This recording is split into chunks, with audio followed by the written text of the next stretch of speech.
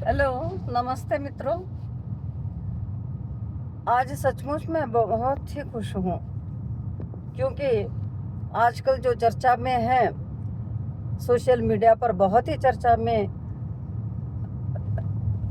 रही जो बात है, यानी नाटक, जो संगीत नाटक है देव भाबड़े, और जिसकी प्रशंसा बहुत बड़े बड़े दिग्गज नाटककार, दिग्गज अभिनेता सभी कर चुके हैं, तो उसे देख करके मैं लौट रही हूँ। पुणे स्थित यशवंतराव चौहान जो नाट्यगृह है, वहाँ सुबह का जो शो था उन लोगों का, तो प्राजक्ता देशमुख जी द्वारा दिग्दर्शित और संवाद को भी जिन्होंने उन्होंने लिखा हुआ है, तो उनके द्वारा प्रस्तुत यह नाटक देख करके सोचा कि चलो आप लोगों से भी मैं कुछ संवाद करूं, इस पर बात करूं। देव भाबड़े नाटक एक समानांतर कथा, दो स्त्रियों की कथा को लेकर के चलती है। दो स्त्रियां, यानी साधारण स्त्रियां नहीं हैं। एक स्त्री तो साक्षात पांडुरंग की पत्नी रुक्मिणी है, और दूसरी स्त्री है पांडुरंग का जो भक्त है, परम भक्त तुकाराम, उसकी पत्नी है। तो एक जगह देव विठोबा की पत्नी, दूसरी जगह देव विठोबा का भक्त तुकाराम की पत्नी, दोनों के बीच का संवाद जो दो जीवन लहरी को लेकर के चलता है, जो दो जीवन संघर्ष को लेकर के चलता है, जो दो स्त्रियों के एक आत्मिक चेतना जीवन का जो है उसे लेकर के जो चलता है, उसके इर्द गिर्द क्या है, यह कथा सूत्र बुना हुआ है। बहुत ही सुंदर प्रस्तुति। अभिनेता आवली की रुक्मिणी, यानी तुकाराम की पत्नी आवली का किरदार और रुक्मिणी का किरदार, विठोबा की पत्नी रुक्मिणी का किरदार बहुत अद्भुत ढंग से निभाया गया है, और यह संपूर्णतः संगीत नाटक है देव भाबड़े। तो चलिए मैं आपको इसकी कथा वस्तु संक्षिप्त में बता करके इस पर मैं अपने विचारों को रखूंगी। तो आरंभ होता है तुकाराम की पत्नी जो खटती है, पिटती है, घर को संवारना, सजाना, गोबर से लीपना पोतना, बच्चों का देखभाल, और पति तुकाराम के लिए खाना बनाना, और जो यानी एक जो ग्रामीण स्त्री जो सुबह तड़के उठ करके संपूर्ण अपने दिनचर्या को झोंक देती है परिवार के लिए, कुटुंब के लिए। तो लेकिन उसका पति तुकाराम जो है वह मात्र विठोबा की भक्ति में लीन है। उठे तो विठोबा बोल रहा है, बैठे तो विठोबा बोलेगा, बाहर जाए तो विठोबा, भीतर आए तो विठोबा, कोई दूसरी जो बात ही नहीं है। तो उसकी इस प्रवृत्ति से जो संकष्टें अवली के जीवन में आती हैं, फिर भी वह पीछे पीछे दौड़ते रहती है। विठोबा निकल जाता है भगवान को ढूंढते हुए, तुकाराम निकल जाता है अपने विठोबा भगवान को ढूंढते हुए, वनों में, जंगलों में, तो पहाड़ों में। तो अवली है जो कि उसके लिए खाना बना करके ले करके पीछे दौड़ते रहती है, पीछे जाते रहती है। अचानक एक दिन क्या होता है कि ऐसे ही तुकाराम को ढूंढते निकली हुई है, उसे खाना देना है, उसे अपना कर्तव्य है, उसका अपना कर्तव्य है। किसी भी सूरत में आटा वगैरह क्या है, देखिए, संजो करके दिन का खाना बना करके उसे देने की बात आती है। तो विठोबा की भक्ति में तो लीन है तुकाराम। भौतिक जीवन का कोई आस नहीं, मोह नहीं, भौतिक जीवन के दिनचर्या से सुदूर दूर, केवल मात्र आध्यात्मिक चिंतन में, विठो के दर्शन के लिए ही लालायित, वह अभंगों को, गीतों को गाते गाते हाथ में वीणा लिए हुए निकल पड़ा हुआ है। तो अचानक क्या होता है, अपने पति को पुकारते रहती है, बुआ बुआ कह करके। जोर से पुकारती है तो पैर में एक कांटा चुभ जाता है, जंगली कांटा कहते हैं ना, जिसके यानी विष से वह बेहोश हो जाती है। बेहोश होने के बाद में वही देव भापड़ी है, वही जंगली कांटा है जो उसके पैर में चुभता है। तो वह जब उसे होश आता है तो देखती है कि वह अपने घर में है और साथ में एक औरत भी है जो उसके घर का खाना बना रही है, यानी रोटी बना रही है बैठ करके। गीत गाते हुए वह भी क्या देखे विठो इसके घर में, यानी अपने पति विठोबा के या पांडुरंग का जो भक्त है, अनन्य भक्त तुकाराम के घर का चूल्हे में अपने आप को झोंके हुए वह बैठी हुई है। कितना आश्चर्य है देखिए। क्योंकि बाद में उठती है आवली तो पूछती हो कि आप कौन है, तुम कौन हो, यहाँ क्यों आई हुई हो। तो संवाद ऐसे ही क्या है आगे बढ़ते जाता है।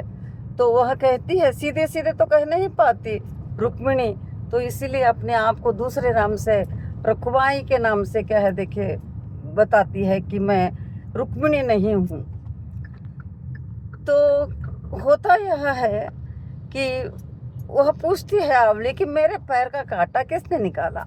यह एक बहुत ही महत्वपूर्ण प्रश्न संपूर्ण नाटक में क्या देखे टंगा हुआ रहता है कि वह पूछते रहते कि मेरे पैर का कांटा किसने निकाला। तो पैर का कांटा निकालना यहाँ क्या है देखिए, क्योंकि रुक्मिणी जो पात्र आई हुई है वह भी एक साधारण ग्रामीण स्त्री के वेश में आई हुई है, न किरीट है सर पर, न क्या जेवरात भी नहीं है और रेशमी वस्त्र तो नहीं है, साड़ी का धारण तो उसने नहीं किया, साधारण से ग्रामीण स्त्री की वेशभूषा में वह आई हुई है। तो इसीलिए आवले को यह आश्चर्य होता है कि मेरे पैर का कांटा किसने निकाला। तो पूछती है तो कहती है रुक्मिणी कि तेरे पैर का कांटा किसने निकाला, मुझे वह एक देव मानुष ही होगा, भगवान के समान का व्यक्ति ही होगा। तो यह जो है ना, कोई एक पुरुष स्त्री के पैर का कांटा निकालना, वहाँ एक अजीब सी क्या है देखिए अनुभूति यहाँ आवली को होती है। तो कहती है कि इतने प्रेम से किसी औरत के पैर का कांटा निकालता है तो वह देव मानुष ही होगा, भगवान का ही क्या देखिए मनुष्य होगा। तो लेकिन वह बीच बीच में विठोबा को गालियाँ देते रहती है, इसी काले विठोबा से ही तो मेरा जीवन बर्बाद हो गया, मेरा पति बर्बाद हो गया, मेरा संपूर्ण परिवार क्या है देखिए मैं इतने संकष्टों में घिरी हुई हूँ। तो यही तो कालू विठोबा है, इसी की वजह से तो सब कुछ हो रहा है। तो रुक्मिणी को गुस्सा भी आते रहता है। यह जो शिव है कहते हैं ना मराठी में, यह जो क्या है देखिए इतना गुस्सा करती है, गालियाँ बकती है तेरे प्रति, अब संबोधित करते कहती है विठू से, एक मूर्ति होता है उसके घर में, उसे संबोधित करते कि इतनी गालियाँ बक रही है औरत, तो उसके पैर का कांटा निकालने आया हुआ था इस देवलोक में, ये इस क्या देखिए धरती लोक में। तो ऐसे ही संवाद क्या है देखिए बनते जाते हैं आगे। आश्चर्य होता है आवली को भी रुक्मिणी को भी। तो ये उनके दोनों के जीवन का जो, यानी पूछती है कि तेरा पति कहाँ है। बड़ी सहजता से आवली पूछती कि तू यहाँ आई हुई है हमारे घर में, लेकिन तेरा पति तो कहाँ है। मेरा पति मुझे क्या है देखिए जंगल वन में भटकता रहता है, विठोबा विठोबा कहते रहता है, शाम में आने का उसका इंतजार तो मैं कहते रहती हूँ, लेकिन तू अकेली यहाँ है, तो तेरा पति कौन है तेरा पति। तो कहती है देखिए कितने ही तो 28 युग ही तो क्या देखिए बीत गए, लेकिन साथ में नहीं है मेरा पति। तो यहाँ लेकिन फिर भी उसके मन का जो, रुक्मिणी के मन का जो क्रोध है अपने पति के प्रति, वह भी कह दे के जाहिर होते जाता है, और अवली के मन का भी क्रोध अपने पति के प्रति वह भी जाहिर होते जाता है। तो अर्थात दोनों समानांतर क्या है देखिए मनस्थिति में, भाव स्थिति में यहाँ रहती हैं। तो बार बार वह गुस्सा भी करती है रुक्मिणी कि तूने इस औरत की सहायता के लिए मुझे भेजा हुआ है, मुझे इसकी शुश्रूषा करने के लिए भेजा हुआ है, क्योंकि उसके पैर में तो कांटा चुभा है, विष का कांटा है, पति तो उसका घर पर रहता भी नहीं है, इसकी सेवा करने के लिए तू मुझे भेजा हुआ है ना। तो यह औरत तो तुझे इतनी गालियाँ दे रही है, तो क्यों भला मैं इसकी सेवा करूं। इसी तरह से दोनों के बीच का संवाद क्या देखिए आगे जाते रहता है। रुक्मिणी स्त्री के प्रति, स्त्री के स्वच्छंदता भाव का, मुक्ति के भाव का भी क्या देखिए वहाँ उल्लेख करती है। लेकिन अंत में अवली को क्या है, अवली इस बात का एहसास दिलाती है रुक्मिणी को कि यह स्वच्छंदता, स्वतंत्रता अपने मन की बातें, यहाँ जगने की बातें होती है। तो कोई भी, वह भी एक बार गुस्सा करके घर छोड़कर निकलने की ठान लेती है अवली, लेकिन दूसरे ही क्षण लगता है कि अगर मैं जाऊंगी तो 2 जून की रोटी तुकाराम को कौन खिलाएगा, तो संपूर्ण बिखर जाएगा मेरा कुटुंब, मेरा परिवार। तो फिर मान कर बैठ जाती है अपने घर में।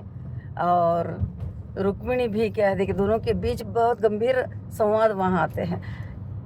मैं विस्तार से बहुत ही गहराई में जाकर के इस कथा के क्लाइमेक्स के संवादों का निरूपण नहीं कर पा सकती, क्योंकि मुझे पहली बार लगा कि मैंने क्यों ढंग से मराठी नहीं सीखी। यह नाटक मुझे पहली बार यह एहसास दिलाया कि ढंग से मैंने मराठी क्यों नहीं सीखी, क्योंकि मराठी वैसे तो बोल लेते हैं, आपसे संवाद कर लेते हैं, लेकिन जो साहित्यिक रूप होता है होती है भाषा की, और नाटकीय जो भाषा का रूप होता है, संवाद का रूप, वो पंच जो होते हैं ना, व्यंग के पंच, हास्य के पंच, उसे हम पकड़ नहीं पाते दूसरी भाषा के हम लोग। तो खैर जितनी समझ पकड़ मैं क्या देखिए इस कथा को लेकर के पाई हुई हूँ, उस अनुभूति के आधार पर कहती हूँ, क्लाइमैक्स तो इतना सुंदर बन पड़ा हुआ है। तो क्लाइमैक्स के समय पर्दा गिरने से पहले, संवाद संगीत के थमने से पहले, सारे दर्शकों के, मुझे लगा सचमुच में दर्शकों के आंखों से आंसू झर रहे थे, और जोर से तालियों की गड़गड़ाहट से सारा क्या देखे सभागार, नाट्य सभागार गूंज रहा था। उसी समय दोनों अवली के रूप, क्योंकि उन अभिनेताओं का नाम लेने से भी बेहतर है कि मैं अवली और रुक्मिणी ही कहूँ, क्योंकि इतने अद्भुत ढंग से उन किरदारों को निभाया है कि उससे हट करके उनके भौतिक लौकिक रूप को हम देख नहीं पाते। तो सूफी की कहावत है देखिए, इश्क मिजाजी से इश्क हकीकत की ओर। मिजाजी जो इश्क है, लौकिक जो इश्क है, प्रेम है, वह धीरे धीरे धीरे पक्वता को प्राप्त करते हुए अलौकिक इश्क का रूप लेते जाता है। तो अंतिम क्लाइमैक्स में यह अलौकिक एहसास इश्क का, प्रेम का, हर एक व्यक्ति का अपने अपने स्वरूप में जो बंधा हुआ है, ब्रह्म से, ईश्वर से, आध्यात्म रूप से। जैसे आगे की कविता असाध्य वीणा है देखिए, तो आखिरी में हर एक व्यक्ति अपने ढंग से उस असाध्य वीणा को सुनता है, सुनने के बाद वहाँ आगे करते हैं। तो उसी तरह से आखिरी में वह कहते कहते सो जाती है अवली, थकी हुई, थकान से चूर सो जाती है कि यहाँ यह हर एक को कहते कि अपने रूप में इन जीवन को जीना पड़ता है। और जो पानी का एक मेटाफर या प्रतीक का भी वहाँ प्रयोग किया गया है, जल के संकेत के रूप में, जो इंद्रायणी नदी है, और उस जल के संकेत के रूप में, जीवन के रूप में भी वह कहानी दोनों स्त्रियों के लिए जितनी आवश्यक है, महत्व है, उसे वह सादर करते जाते हैं। आखिरी में एक बार देखती है कि क्योंकि विठोबा हिदायत दिया हुआ है रुक्मिणी को कि अवली के पैर का घाव भरने तक तो उसके घर में रह करके सेवा करना है, नहीं आना है लौट करके। तो एक दिन बैठकर देखती है कि उसका पैर का घाव भरा हुआ है, अवली सोई हुई है, गाड़ी नींद में सोई हुई है, पैर देखती है कि घाव भरा हुआ है। तो धीरे से अपने क्या है देखिए गोदी में से उसके पैर को नीचे रखते हुए उठती है खड़े हो करके। लगता है कि मैं सचमुच में मुक्ति पा गई, क्योंकि जो बंधन डाला हुआ था पति, तो उससे तो मुक्ति पा गई। और क्योंकि वह बार बार बीच बीच में कहती भी रहती है कि दुनिया के लोग तुझे इतना क्या है देखिए बुरा भला कहते हैं, फिर भी तू उनकी सेवा में ही तो लगा हुआ है, भक्तों के ही तो सेवा में लगा हुआ है। तो आखिरी में उसे लगता है कि मैं यहाँ से चली जाती हूँ, और विठोबा का जो पांडुरंग की जो मूर्ति वहाँ तुकाराम के घर में रहती है, उसे उठा करके ले जाने के लिए तैयार होती है। लेकिन दूसरे ही क्षण उसे लगता है कि नहीं, यह मूर्ति पर मेरा हक नहीं है, इस पर हक है तो आंवले का है, इस पर हक है तो दूसरा अधिकार है तो तुकाराम का है, यानी संसार के लोगों का है। भक्त का ही तो अधिकार होता है भगवान पर, तो भगवान पर भक्त का अधिकार है। इसीलिए मैं चाहे भले ही अलग रहूं, मैं पांडुरंग से, मैं पति से अलग होने की बात को, अलग रहने की बात को मंजूर लेती है रुक्मिणी। यह अद्भुत क्लाइमेक्स यहाँ जोड़ा गया है। देखिए, अद्भुत क्लाइमेक्स को बुना गया है, यानी वह मूर्ति को फिर से रखती है कि इस पर मेरा अधिकार नहीं है। पति के अधिकार को त्याग कर वह समर्पित करती है समाज के लिए और लोगों के लिए, भक्तों के लिए। तो यहाँ यह जो अवली का जीवन जिस तरह से वह भी समर्पित है अपने कुटुंब के प्रति, परिवार के प्रति, और उसे रखती है फिर से। और लेकिन अवली के पैर में बंधा हुआ जो पट्टी होता है ना, बंधी हुई पट्टी, उसे घाव पर की पट्टी को उठा करके अपने साथ ले जाती है। यानी लोगों के दुख पीड़ा को क्या है, देखिए, अपना बना करके रुक्मिणी साक्षात पति को, भगवान को, लोगों को समर्पित करते वहाँ निकल जाती है। तो यहाँ एक ढंग से रुक्मिणी के पीछे खड़ा हुआ है विठोबा और अवली के पीछे खड़ा हुआ है बुआ तुकाराम। तो दोनों की भी तो स्थिति एक ही है। तुकाराम जिस तरह से समर्पित है विठोबा के प्रति, पांडुरंग के प्रति, तो पांडुरंग भी तो समर्पित है समाज के लिए, दुनिया के लिए। इसलिए तो ईंट पर क्या है, कमर पर पैर हाथ रख करके खड़ा हुआ है समर्पित। योगे 28 कहते ना, योगे 28 विठेवरी उभा। तो युगों से खड़ा हुआ विठोबा भगवान भक्तों के लिए तो खड़ा हुआ है। वह भी तो तुकाराम की तरह एक कर्मठ ही तो है। तुकाराम की भक्ति और विठोबा की तो भी भक्ति है भक्तों के प्रति। तो यह एक क्लाइमेक्स में जा करके इसका क्या है, देखिए, दोनों के रूप का, दोनों पुरुष रूपों का और दोनों स्त्री रूपों का वहाँ क्या है, देखिए, एक ढंग की बहुत ही सुंदर समागम की स्थिति वहाँ पहुँची हुई मुझे लगती है। तो इस तरह से यह पूरा नाटक देव भाभड़ी लगा कि वही उसी क्षण क्या है, उन अभिनेताओं से मिलूं, बातें करूं, लेकिन समय के अभाव के कारण निकलना था मुझे। तो कुछ भी हो, इस वीडियो के माध्यम से मेरे अपने विचारों को, मेरे यानी जो मैं इस नाटक की श्रेष्ठ अभिनय और श्रेष्ठ प्रस्तुति के प्रति, संगीत के प्रति, यानी जो दिग्दर्शक है, यानी संपूर्ण नाटक को एक रूप दे करके, यानी संपूर्ण नाटक को एक क्या कहेंगे कि समीकरण में बांधकर, संगीत, भाव, भक्ति और शब्दों के समीकरण में बांध करके रखने की जो कला है, वह उस अद्भुत कला को हम यहाँ गढ़ते हुए देखते हैं और उसी का ही परिणाम रूप आता है सामने देव भाभड़ी का। तो चलिए, इन बातों के साथ मैं अपने विचारों को यहाँ समाप्त करती हूँ।